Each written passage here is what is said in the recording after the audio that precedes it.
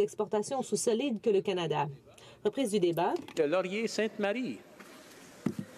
Merci beaucoup, Monsieur le Président. Monsieur le Président, je vais commencer par rappeler certains faits parce qu'il y a des représentants du gouvernement qui, depuis quelques jours, s'amusent à répandre des faussetés, Monsieur le Président, en disant, par exemple, qu'on s'oppose au fait que le Canada accède au traité sur le commerce des armes. Les gens qui répandent ces fausses nouvelles, c'est à la mode, savent fort bien que ce n'est pas le cas. On a toujours appuyé l'accession du Canada au traité sur le commerce des armes. En fait, ça fait des années qu'on le demande. Mais on veut le faire bien.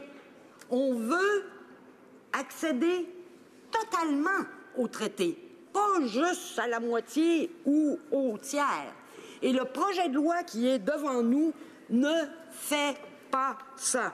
Je vais vous lire un extrait que je viens de recevoir, un courriel Project Plowshare, qui est probablement l'organisation la mieux connue au Canada en matière de contrôle des armes, qui dit, je l'ai en anglais, Last day of debate.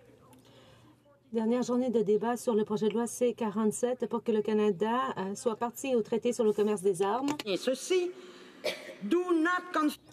il ne faut pas qu'il y ait confusion entre les mérites du traité et les mérites du projet de loi. Il y a beaucoup de lacunes qui demeurent en matière de contrôle des exportations, notamment des échappatoires relativement à l'exportation d'armes aux États-Unis. Parce qu'il y a ces trous béants qu'on ne peut pas appuyer, qu'on appuie le traité sur le commerce des armes, mais qu'on n'appuie pas le projet de loi de mise en œuvre de ce traité. C'est pour ça que moi, je ne peux pas l'appuyer, le NPD ne peut pas l'appuyer. C'est pour ça que les experts ne l'appuient pas, peuvent exprimer leur satisfaction sur les quelques changements que le gouvernement a acceptés, mais en ce jour d'aujourd'hui, reste contre ce projet de loi. C'est pour ça qu'il y a 33 000 personnes qui ont écrit à la ministre pour demander qu'on retire ce projet de loi puis qu'on en fasse un meilleur, qu'on inclue, qu'on couvre notamment nos exportations vers les États-Unis. I will repeat that in English. Je vais le répéter en anglais parce que c'est si important. Il y a des membres du parti ministériel qui disent des faussetés. Et ordinairement, je suis une personne assez patiente, mais cela me rend folle. Et je crois que ces députés devraient avoir honte. Ils disent que nous sommes contre l'accession au traité sur le commerce des armes. Non, pas du tout. C'est le parti néo-démocrate qui insiste depuis des années pour que le Canada soit parti à ce traité. Mais nous voulons bien le faire. Nous voulons le faire entièrement. Nous ne voulons pas de mesures bâclées ou de demi-mesure. Et en fait, le projet de loi C-47 ne permet pas de respecter le traité. Il ne respecte ni la lettre ni l'esprit du traité et pourrait même affaiblir le traité ce faisant. Voilà pourquoi je ne peux pas appuyer ce projet de loi et voilà pourquoi les experts qui travaillent dans le domaine du contrôle des armes jusqu'à présent sont contre le projet de loi C-47 et voilà pourquoi il y a 33 000 Canadiens qui ont écrit à la ministre pour lui demander de modifier le projet de loi. On déforme les faits et en faisant ça, il ne montre aucun respect pour les experts. Alors, c'est quoi les principaux problèmes? Je vais y aller assez brièvement. Je sais que le temps est court. D'abord, il y a les exportations vers les États-Unis. Plus de la moitié de nos exportations vont vers les États-Unis. When I say, Mr. Speaker... Monsieur le Président, je dis que plus de la moitié de nos exportations sont à destination des États-Unis. Eh bien, vous savez, nous ne savons même pas si c'est 52% ou 57%. En fait, on n'a pas de chiffre exact. Pourquoi? Parce que nous n'avons absolument aucun renseignement sur ces exportations aux États-Unis.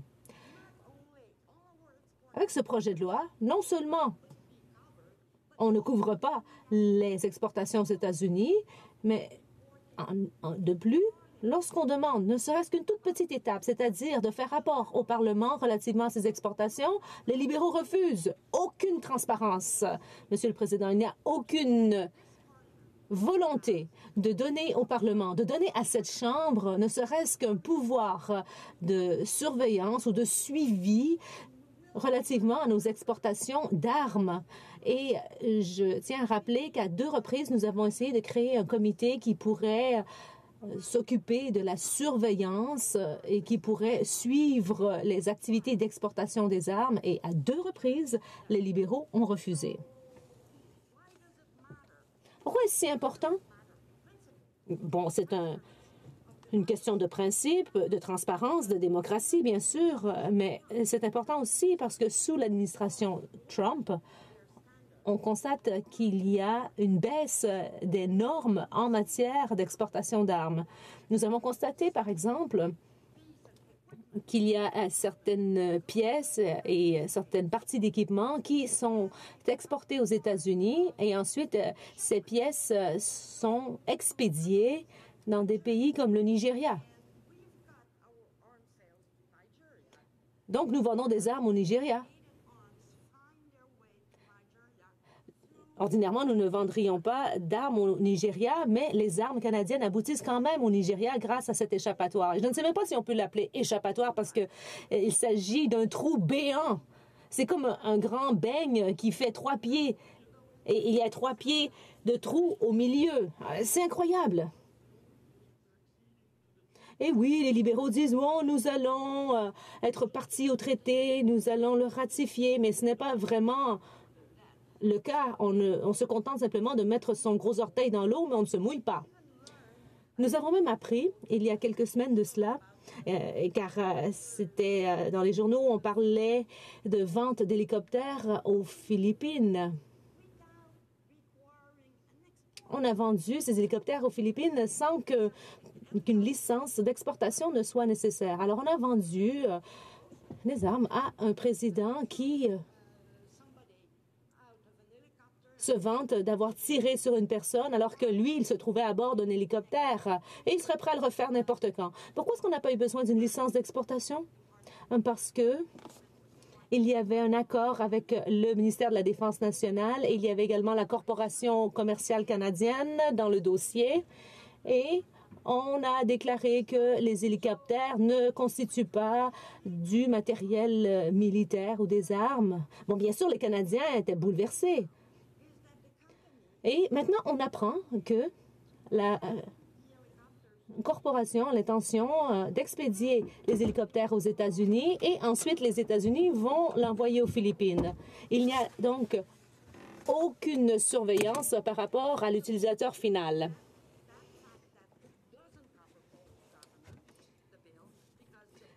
Donc, ce projet de loi ne couvre pas toutes les activités du gouvernement, car on cherche à apporter des amendements à la loi sur l'importation et l'exportation des armes, et aussi la Corporation commerciale canadienne n'est pas couverte non plus. Question de revoir les permis si de nouveaux éléments surgissent. C'est dans le traité. Alors, pourquoi est-ce qu'on ne veut pas le mettre dans la loi? Je ne le comprends pas. Quand il y a de nouvelles informations qui surgissent, quand il y a de nouveaux éléments, le gouvernement devrait se faire un devoir de revoir les traités, les permis qui ont été accordés. Écoutez, je pourrais en parler pendant des heures, probablement. En fait, je pense que j'en ai parlé dans les dernières semaines pendant des heures. J'invite tout le monde à regarder mon blog sur le sujet et mon Twitter, où je suis assez active. Mais j'aimerais juste souligner, et puis ça a été décrit par moi, ces trous-là dans le projet de loi, ça a été décrit par moi. Comment c'est un mauvais projet de loi, mais ça a été décrit surtout par les experts, comment c'est plein de trous et comment c'est un mauvais projet de loi. Et ma préoccupation finale, c'est que quand un pays dit accéder à un projet de loi et le fait qu'à moitié, le fait mal, ça affaiblit ça affaiblit le traité pour l'ensemble de la planète, parce que d'autres pays, après ça, peuvent décider de faire pareil. Alors, ce que le Canada est en train de faire en ce moment, c'est d'accéder à une petite affaire, à une petite partie du traité, mais surtout d'affaiblir ce traité-là. Et ça, là, pas en mon nom, Monsieur le Président. Et c'est pour cette raison que I move. Je propose, appuyé par le député de Victoria, que la motion soit modifiée en supprimant tous les mots après « que » et par substitution de ce qui suit. Cette Chambre refuse de donner troisième lecture au projet de loi C-47, loi modifiant la loi sur les licences d'exportation et d'importation et le code criminel, modification permettant l'adhésion au traité sur le commerce des armes et autres modifications, parce que A. Il n'exige pas que le ministre des Affaires étrangères revoie les permis d'exportation existants si on apprend l'existence d'abus des droits de la personne. Il ne permet pas l'exportation de biens militaires aux États-Unis qui seraient licenciés, suivis ou au sujet desquels rapport serait fait aux Canadiens, ce qui va à l'encontre du traité. Merci, Monsieur le Président.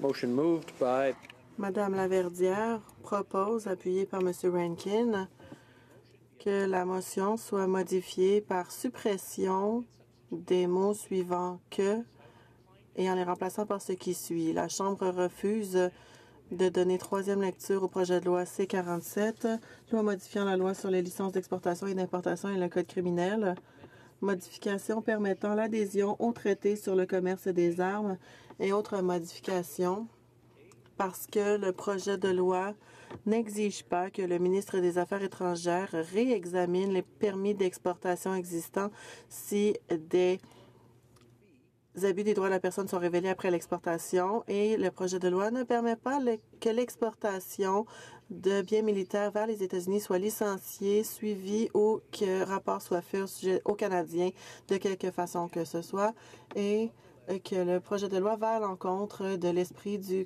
traité sur le commerce des armes. L'amendement est recevable. Questions et observations. L'honorable député d'Ottawa-Ouest, Nepean. Merci, Monsieur le Président.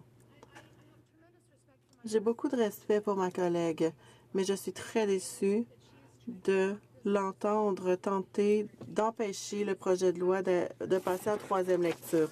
Soyons clairs. Lorsque le Canada accédera au traité sur le commerce des armes, celui-ci sera exécutoire au Canada en vertu du droit international. Mais pour ce faire, il faut que le projet de loi C-47 soit adopté parce que c'est le projet de loi habilitant qui est une précondition pour que le Canada accède au traité. Il y a des enfants soldats, des femmes sont violées, des défenseurs des droits de la personne sont maltraités également et toutes sortes de personnes partout dans le monde ne veulent plus attendre. Et ce délai, par mon honorable collègue, va coûter cher à bien des gens partout dans le monde. J'aimerais donc qu'elle me dise s'il n'est pas vrai qu'on a besoin de ce projet de loi pour accéder au traité. Une fois que ce sera fait, il est tout à fait exécutoire au Canada. Laurier Sainte-Marie. Monsieur le Président, c'était fully binding on Canada. Ça voudrait dire, si tous les éléments du traité étaient fully binding on Canada, ça voudrait dire, pour reprendre deux exemples que j'ai donnés, que la ministre devrait revoir les permis d'exportation quand de nouvelles informations émergent et les libéraux refusent d'inclure ça. Ça voudrait dire qu'il n'y aurait pas de discrimination parce qu'on inclurait au moins faire rapport sur nos exportations aux États-Unis, qui sont plus que la moitié de nos exportations quand même. On ne parle pas d'une petite affaire. Et j'aimerais lire à ma collègue qui parle de child soldiers et de femmes qui meurent et tout ça. J'aimerais lire à ma collègue une chose que le Control Arms, encore là, une organisation super reconnue qui est à l'origine du traité sur le commerce des armes, ce qu'ils ont demandé lors de leur intervention à Genève la semaine dernière, si je me souviens bien. Et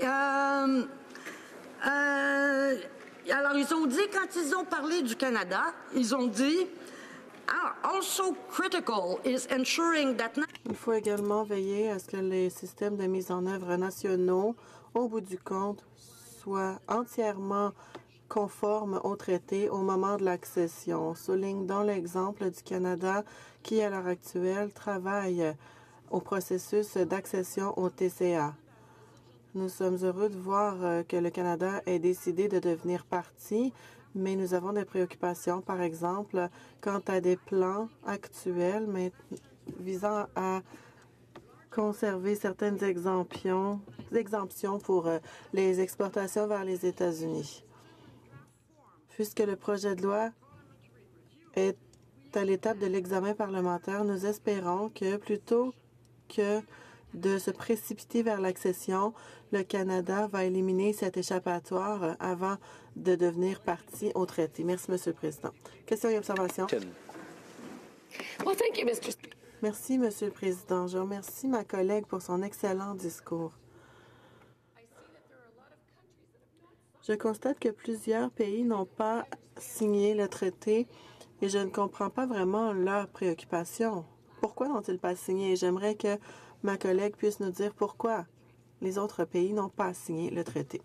L'honorable député de Laurier-Sainte-Marie. Et j'aimerais remercier ma collègue pour sa question et aussi, je dois dire, pour sa ténacité, son professionnalisme, malgré les petits problèmes de voix, d'être ici en chambre et de poser des questions.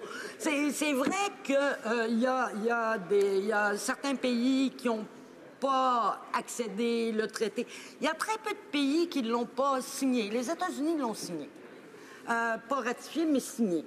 Alors, et ça, malheureusement, dans toute situation comme celle-là, il va toujours y avoir des pays qui ne veulent pas être bons joueurs. Et c'est pour ça que je suis tellement troublée par ce projet de loi-là, parce que là, le Canada n'est pas vraiment un bon joueur. Quand le Canada est pointé du doigt à Genève en disant ils ne sont pas en train de faire une bonne législation, bien, on n'est pas des bons joueurs.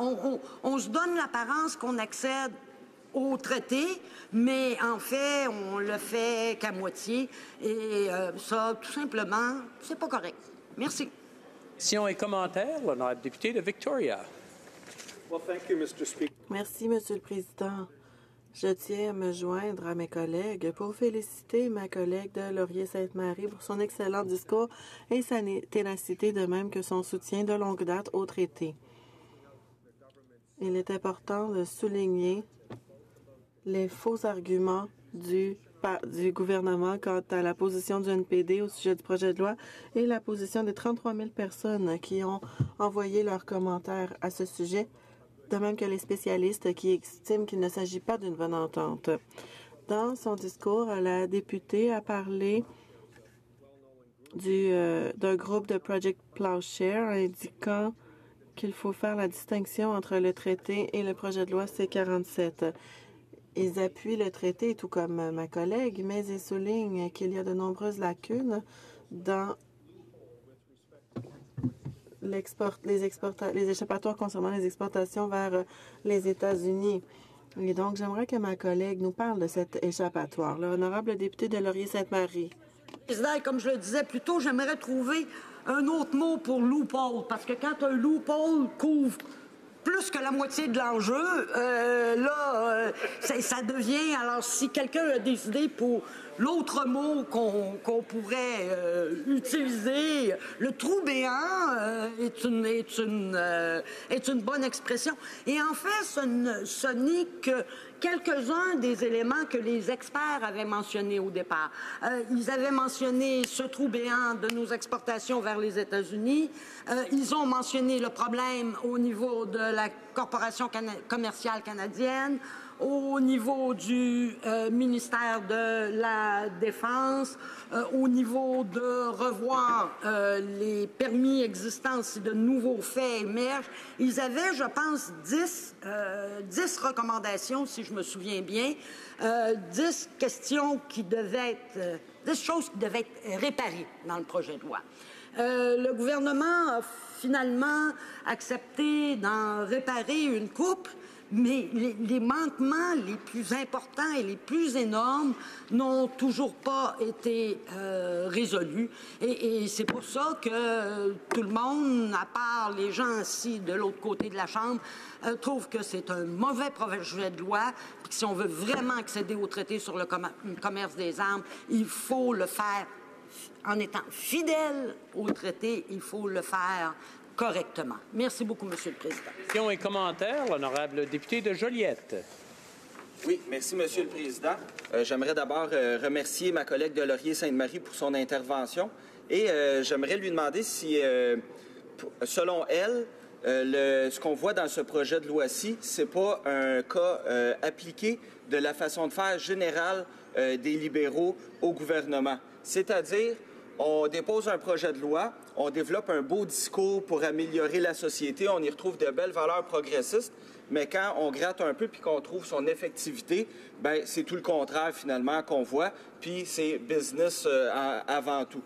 Comme on le voit pour les paradis fiscaux, on a une belle rhétorique alors qu'on continue de multiplier la légalisation des paradis fiscaux. Comme pour la lutte à l'environnement, hein, on va se pavaner à Paris à la COP 21, puis après, ben, on prend des mesures draconiennes pour développer davantage de pétrole sale, des sables bitumineux, qui vont à l'encontre des enjeux environnementaux. Donc, dans ces 47, est-ce bien de ça qu'il s'agit encore une fois? Merci, Monsieur le Président. L'honorable député de Laurier-Sainte-Marie. Oui, Monsieur le Président, j'aimerais remercier mon collègue pour sa question parce que je suis tout à fait d'accord avec lui. C'est encore de la poudre aux yeux. C'est du chaud. On dit on va accéder au traité sur le commerce des armes, mais on le fait juste un petit bout, puis on laisse échapper des grands morceaux.